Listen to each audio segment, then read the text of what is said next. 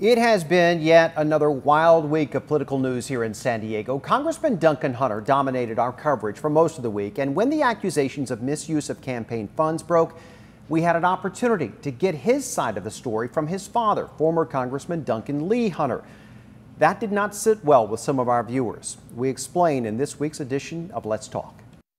Joining us now is former Congressman Duncan Hunter Sr., who once held that same district. He is also the father of the current congressman. This was the interview in question. Within hours of the revelation of the indictment against Duncan Hunter and his wife, Margaret, his father was making the rounds and arrived unannounced at 10 News 15 minutes before our 7 p.m. newscast in an attempt to clear his son's name. He did everything exactly right after discovering that this had been done. But the mere opportunity to allow Hunter the time to defend his son set off an avalanche of negative email from some of our viewers, like this from John.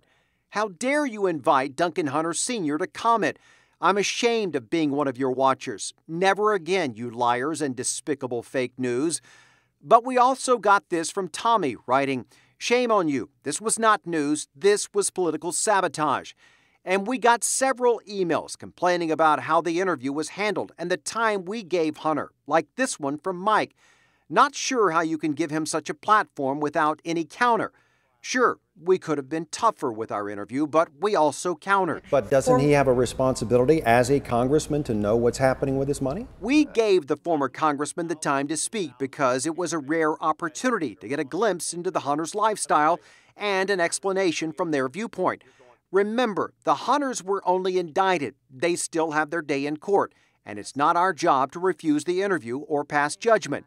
And did you take a trip to Italy and try to get a tour of a naval base? Yes. We also knew we would be spending days questioning Hunter himself about the indictment. We were there Wednesday, before and after his charity event for wounded warriors.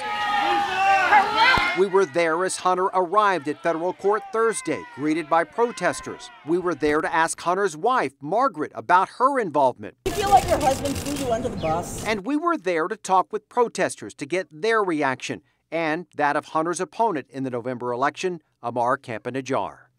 We will keep telling both sides of the story, otherwise we would not be doing our job. Regardless, we are always happy to respond to your comments, so keep them coming.